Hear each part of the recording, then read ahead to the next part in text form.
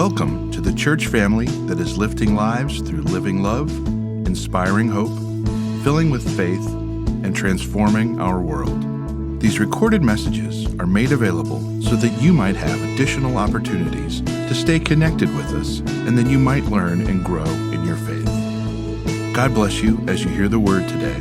And now, the message.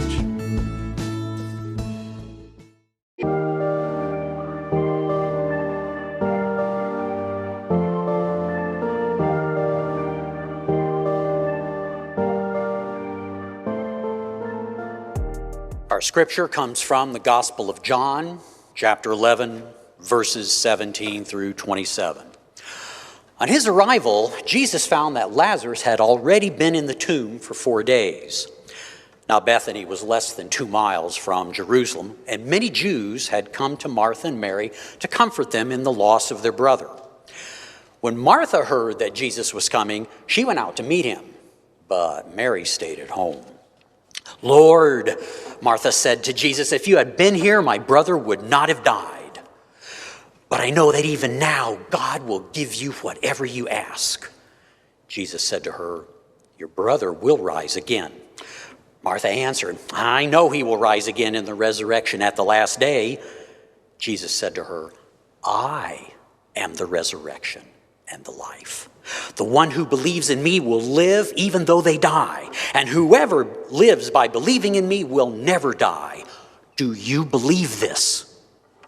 "Yes, Lord," she replied. "I believe that you are the Messiah, Son of God, who is to come into the world." May the Lord bless the reading and the hearing of his word.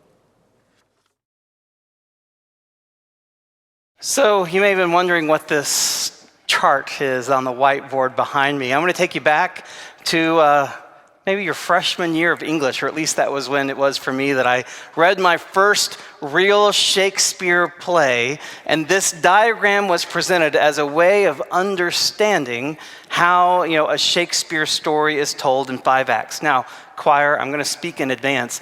You're going to have to probably watch the screen a lot today. Otherwise, you're just looking at the back of the whiteboard here. So anyway, so this is the way that, a Shakespeare play is told. At the very beginning, you have an introduction, and, you meet some of the main characters, and then some conflict is introduced. And then the tension begins to rise and build until it reaches the climax. The OCD in me was going to drive it crazy. The climax was half erased, the L was. So then comes the climax. Excuse me. There, all better now, right? Anyways, then the climax happens, and then it's kind of like, the domino is cast, and everything, the line, the chain, kind of all the falling action takes place until you reach the end, the denouement, which is kind of when the moral of the story is presented, and all the loose ends are wrapped up together. That's a Shakespeare play. So let me give you an example. Romeo and Juliet, right? Romeo and Juliet starts with an introduction. We meet Romeo and Juliet, and they meet each other, and it is love at first sight. Except there's a conflict. The conflict is that their families do not like each other. Which is like a gross understatement. Like, this is Hatfield-McCoy type stuff. The Montagues and the Capulets, they are at war with each other. And then comes the rising action. As Romeo and Juliet fall more madly in love, their families are pulling further and further apart until you finally reach the climax when Tybalt, Juliet's cousin, kills Mercutio, Romeo's best friend. And in retaliation, Romeo kills Tybalt. And then he is banished from Verona, and before he has to leave, he and Juliet are wed in a secret wedding at night that no one else knows about. All that takes place in the 3rd act. And then comes the falling action, because Juliet's family doesn't know that she's already married to Romeo, and they plan to marry her to Paris. But she doesn't want to marry Paris, and so to get out of it, she fakes her death, and she writes a note to Romeo explaining what she's doing, except the note never reaches Romeo. Dramatic irony. And when Romeo comes to her tomb and sees her dead, he kills himself. And then when she wakes up and sees him dead, she kills herself. And then finally we get the denouement, when the friar reveals to the two families that they were secretly wed, and they realize what their feud has done to them, and they resolve right then and there to end their conflict. Hence, Romeo and Juliet. You're welcome. Thank you. Thank you for this walk down memory lane. No, I don't need applause. If I came out in Shakespeare garb and did the balcony scene, that I would accept applause for, but no. Anyways, but that's the basic structure. And Shakespeare, while he was a master of this particular plot structure, he didn't create it. It existed millennia before him, going all the way back to Greek and Roman civilization and some of the plays that were written at that time. And I want to make the case with you today that John's gospel follows much of this same structure. John makes use of this literary structure as he tells the story of Jesus.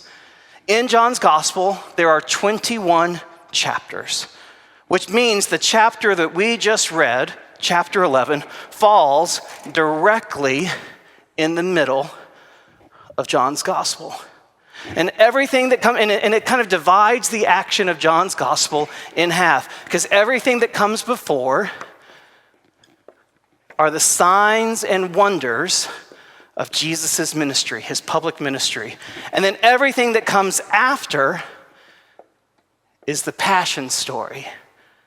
Beginning in chapter 12, the triumphal entry into Jerusalem. Chapters 13 through 17, the upper room. Chapters 18 and 19, his trial and crucifixion. Chapters 20 and 21, his resurrection and his appearance to the disciples. All that comes after.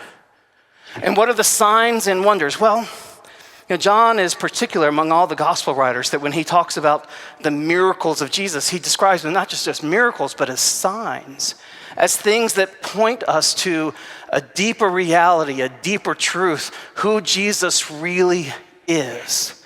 And there are 7 of them. Can you name any of them? What's the first sign in John's gospel? I'll give you a hint. It happens at a wedding at Cana. Turning water into wine. Shout it out, choir. I can hear you behind me. It's turning water into wine, okay? There's 3 different healings. There's the healing of the nobleman's son. There's the healing of the paralyzed man who's laying beside the pool. He can't get in the pool before all the others do, and so he keeps missing out on his chance to be healed.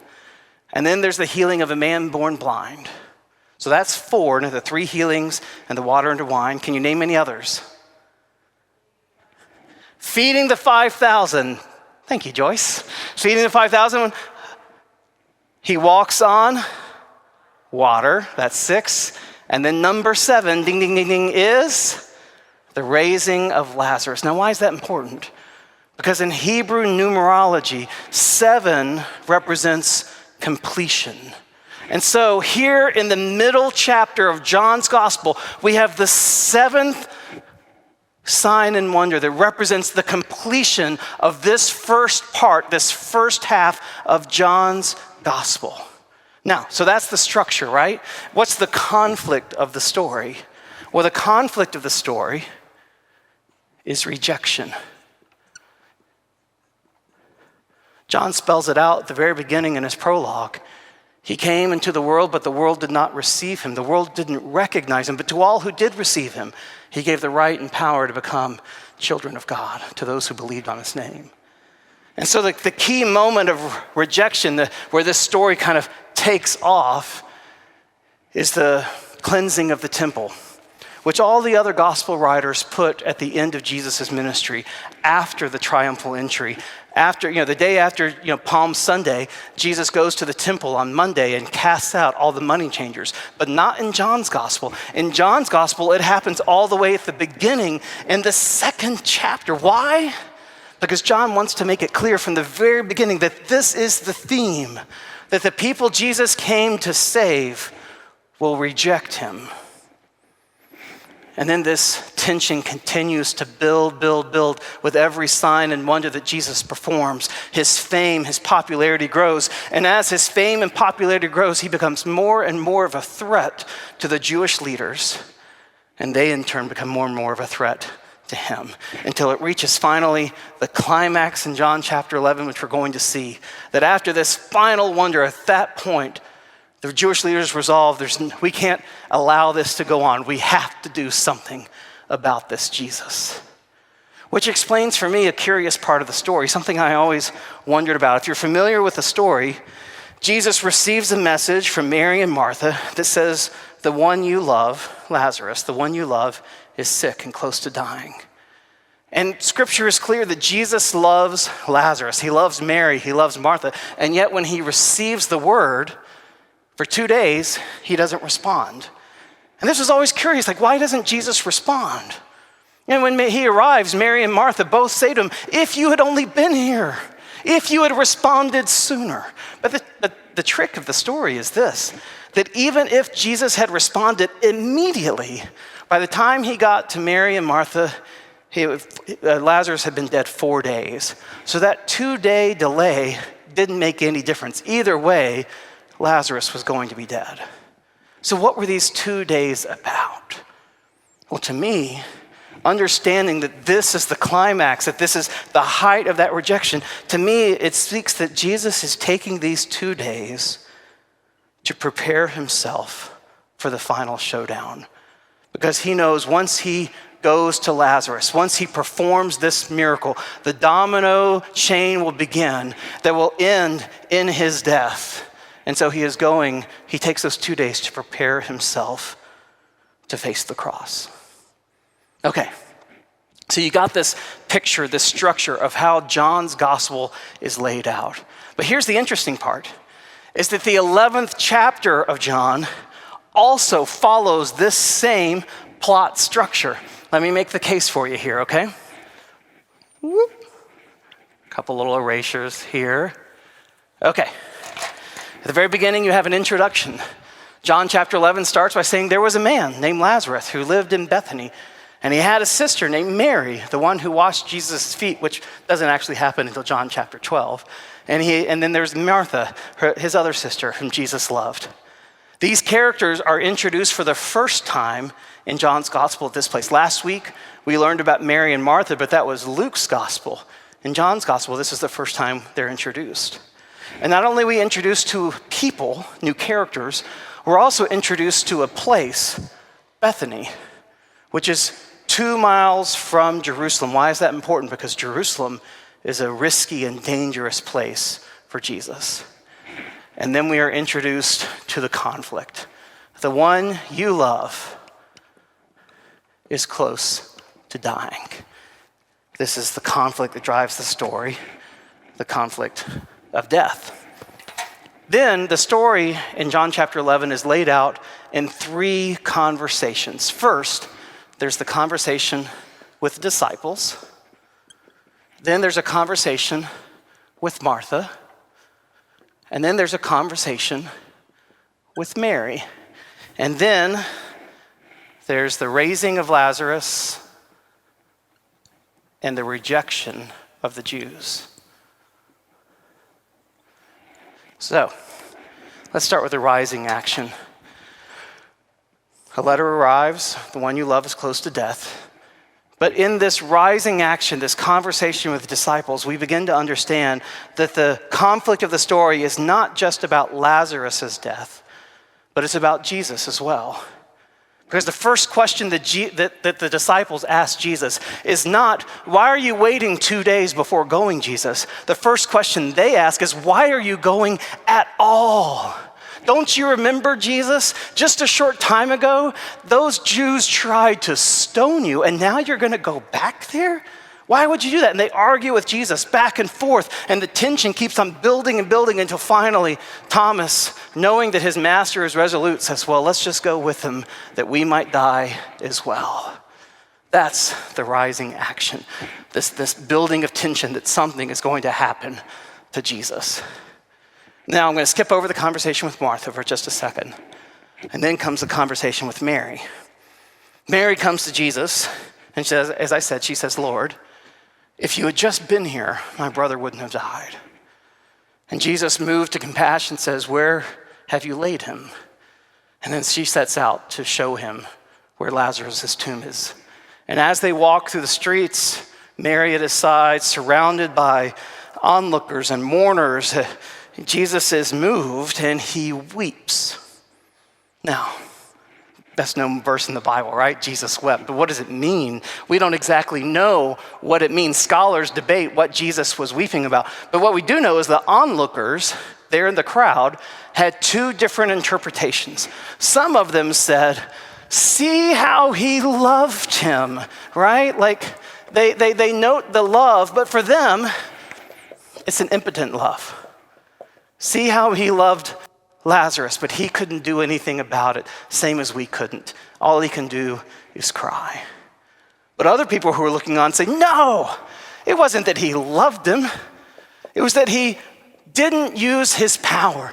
Couldn't this man that made the blind man to see, couldn't he have done something? And so their only conclusion is that it's uncaring power. It's often when we get into debates today about theodicy, about how can God allow suffering in the world? These are the two, things we always say, well, either God is love, but he doesn't have power, or God has power, but he doesn't really care about us. And when Jesus gets to the tomb, he basically says, without saying it directly, both these interpretations are wrong.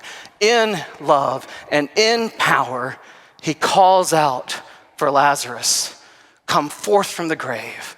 And Lazarus comes forth, still bound in his burial clothes.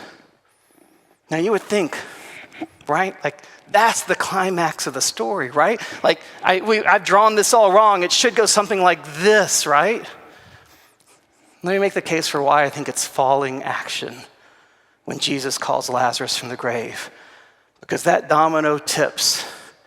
And the end of the story isn't celebration and wonder at the power that Jesus displayed, his miracles and the life of Lazarus. The end of the story is that the Jews who are in attendance, the Jewish leadership, they pull back and they begin to whisper among themselves and they say, if this man keeps going on doing these signs and wonders, if we let him go on like this, they said, everyone will believe in him and the Romans are going to come and they will take away our holy place and our nation. And so the leader, the high priest Caiaphas, stands up and he says, it's better for one man to die than for the whole nation to suffer. And from that time on, the Jewish leaders plot to have him killed. And so the end of the story isn't celebration of Jesus' power and wonder. The end of the story is Jesus retreats into the wilderness. His public ministry is effectively over, and he waits in hiding. And as the Passover approaches, all the Jewish people begin to whisper, is Jesus going to come? Is he going to celebrate the Passover among us? And that's the cliffhanger for next week's sermon. That's what we're going to get at next week, right? Well, so let me take you back then to this conversation with Martha. And let me explain why I think it is such a pivotal conversation, a climactic moment in John chapter 11. Martha comes before Jesus, and she says word for word the exact words that her sister said. If you had been here, Master, then I know my brother wouldn't have died. And Jesus responds to her, and he says, your brother will live again. And she says, oh, I know he will someday. On the last day of resurrection, I know he'll rise again. And Jesus says, no, I am the resurrection and the life. And those who believe in me, even though they die, yet shall they live. And whoever lives and believes in me shall never die. I am. Those verses are verses 25, 26. John chapter 11 is just a little bit over 50 verses long. So the exact middle point of John chapter 11 and the exact middle point of John's entire gospel, we have this claim: I am the resurrection and I am the life. This is the pivotal moment, the climax. Everything has been building to this. Every sign, every wonder, every I am statement. I am the living bread, the bread of life. I am the living water. I am the good shepherd. They all point to this. I am the resurrection and the life. It's what the whole story is about. So let's dig in just a little bit to these words. Whoop. Isn't that fun? I find simple things please me like that, you know. Now, Jamie, when I told her I was going to be using a whiteboard, she said, "Are you going to do a bracket?" I wish I could figure out how to do this in a bracket style. But anyways, let's start with, this is what I walk through, the claim, the promise, and the question. First, there is a claim. Jesus says, "I am." And this can be said of all of his I am statements. There's 7 of them in John's gospel here. There's that number 7 again. Jesus says, "I am." And when he uses those words, "I am," he's drawing a deliberate connection back to the divine name revealed in the Old Testament. As you know the story, Moses, when he received a call from God in the burning bush to go back and confront Pharaoh and to lead, God's people into the promised land, Moses is kind of worried, and he thinks, people aren't going to listen to me. Who am I? He says, so what am I going to say when people say, who sent you? What is the name of the God who sent you? And God responds, he says, I am who I am. This is what you shall tell the people. I am has sent me to you.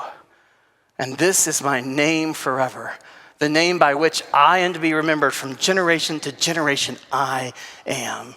Jesus references this same divine name in other gospels as well. Matthew chapter 22, chapter 24, he's in a conversation with the Sadducees about the topic of resurrection and life. Sadducees didn't believe in the resurrection, and Jesus says, don't you read your scriptures? Don't you know that God said, I am the God of Abraham and Isaac and Jacob, not I was. They live forever before him, for God is the God of the living, not of the dead. And so when Jesus says, I am, he is drawing a deliberate connection between himself to the God who has power over life and death, who on multiple occasions in Israel's story has raised people back to life who are presumed dead. Jesus is saying, that's me, I am. It's a claim of divinity that Jesus is making. Now, I think of those two words, resurrection and life, as synonyms. Maybe they are expressing the exact same thing. But one of the commentators I read, Gail O'Day, in the New Interpreter's Bible, she suggests that resurrection and life, they're similar in meaning, but they're not exactly the same thing. She says resurrection is about what happens in the future when we die. But life is about what happens in the here and now, how we live our lives in light of that promised future. And Jesus is Lord of them both. And then Jesus makes a claim. After he makes his claim, then he makes a promise. He says, the one who believes in me, even though they die, yet shall they live.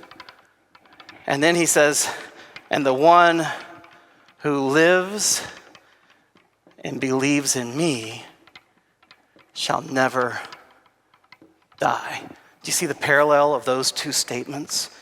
Gail O'Day says this. She says, the two phrases spell out what it means for Jesus to be resurrection and life.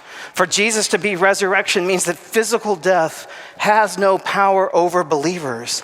Their future is determined by their faith in Jesus, not by their death. And for Jesus to be life means that the believer's present is also determined by Jesus' power for life, experienced as his gift of eternal life. These words offer a vision of life to the believer in which his or her days do not need to be reckoned with the inevitable power of death, but instead by the irrevocable promise of life with God. They invite the believer into a vision of life in which one remains in the full presence of God, both during life and after death. This is the promise that Jesus makes. I am resurrection and life, and if you believe in me, you will never die. And we have to set that claim and that promise against the main conflict of the story. Do you remember the main conflict of the story? Death. What propels the whole story forward is when Jesus receives a note that says, the one you love is dying. The whole story is about humanity's race against the clock. How we're squeezing every hour, every day to get the most out of life before our time runs up. It's about the grief, the pain of losing those we love. And it's about love. We're meant to ask the question, what power does love have up against the grave? Is death inevitable? Is death final? Does it get the last word?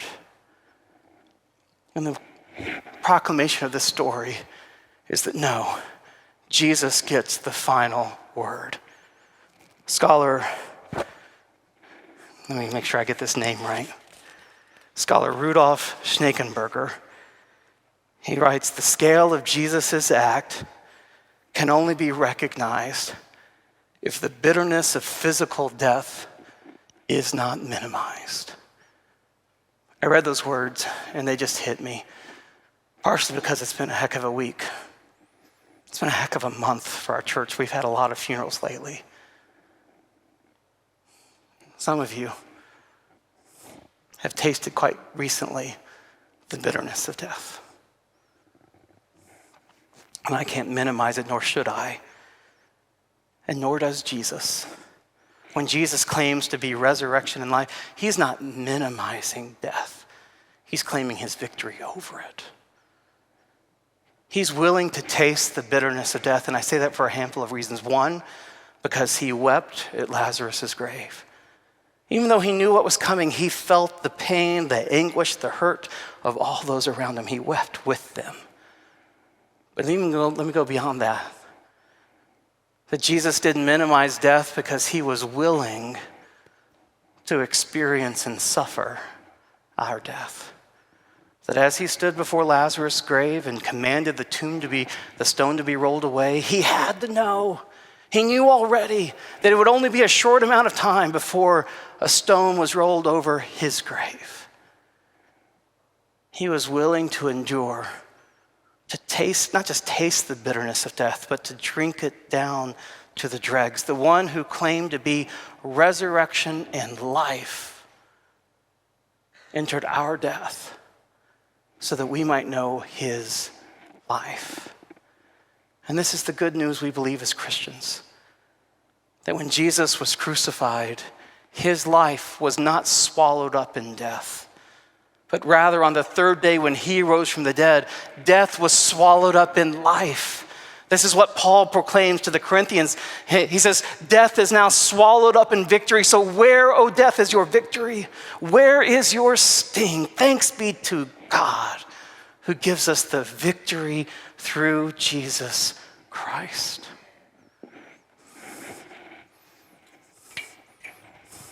So this is the claim. Jesus says, I am the resurrection and the life. And this is the promise. If you believe in me, you will not die, but it will have everlasting life. And then comes a question. And the question is simple. Do you believe this? Martha, do you believe this? And Martha replies, yes, Lord. I believe that you are the Messiah, the Son of God, the one who was to come and is coming into the world. This is known as the Great Confession. In all the other Gospels, these words are uttered by Peter, but not in John's Gospel. In John's Gospel, they are spoken by an aggrieved woman against the backdrop of death and loss. And the very center of the story is her confession. Jesus, you are the Son of God, the Messiah, the one coming into the world. Now, Martha doesn't really grasp the fullness of that confession, no more than Peter did in the other Gospels. Because I know that because when Jesus orders the stone to be rolled away, Martha says, hold on, Lord, hold on. Don't you know it's been 4 days? That body's going to stink. She doesn't get what Jesus is going to do. And to me, this is actually a word of hope. because it tells me that our faith doesn't have to be perfect. It doesn't have to be complete for it to be enough. All Jesus asks is, do you believe in this? Do you believe in me? And then he'll work out his resurrection and his life in our life in ways that we could never, ever anticipate. Because he's a God of new beginnings. So this is the question that came to Martha. And it's the question that comes to us. Do you believe that Jesus is the resurrection and the life? Do you believe that he's the Son of God, the Messiah, the one coming into the world? Do you believe that he rose from the dead? And so much hangs on our response to that simple question. Because through our belief, we enter into a life that death cannot destroy. Yesterday at Brad's service, we read 1 Corinthians 13. Laura asked me to read it because it was the passage read for their wedding. And when Laura asked for me to read that, I found myself thinking it felt a little bit like serendipity to me, because I just read a devotion a handful of days before in our Lenten book, 40 Days Living the Jesus Creed, that some of us are reading for Lent. And I just read a devotion about 1 Corinthians 13. And this devotion by Scott McKnight, it focused on 4 phrases within that chapter of love. Love bears all things, believes all things, hopes all things, endures all things. 1 Corinthians 13:7. Now, 1 Corinthians has how many verses in it? 1 Corinthians 13 has 13 verses, which means 7 is the exact middle. And Scott McKnight made the observation about these 4 phrases. He said, to read them correctly, we have to start from the inside out. That we are able to bear and endure all things only when we hope and believe. It's belief and hope that enable us to bear and endure. And he says, when I talk about belief and hope, I'm not just talking about pie in the sky, belief that if I just believe hard enough, everything will work out exactly the way I want it. That would make us God, he said. It doesn't work that way. He said Paul's belief and hope they're grounded in 3 things. First, God's unending, unstoppable, unconditional love. Second, the fact that Good Friday gave way to Easter morn. Third, the reality that God's Spirit is now unleashed in human beings to empower them to become the new creation. Because of the Father's love, the Son's victory, and the Spirit's power, genuine love can believe and hope that someday, somehow, things will change. And so I ask you the question again. Do you believe? Do you hope? At the middle of John's gospel is a claim, a promise, a question, and a confession. In the middle of 1 Corinthians 13, that same promise is repeated, that love believes and hopes all things, that love never ends. Do you believe? Because when we do, we enter into a life that death cannot destroy. We enter into a reality that we cannot ever, ever be separated from God's love and mercy. We are invited to know, down to the root of our toes, that Jesus is the resurrection and the life, to the glory of God the Father. Amen.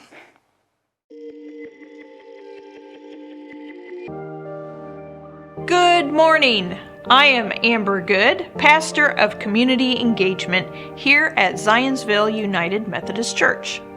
We are the place where we hope you can find your place in God's story.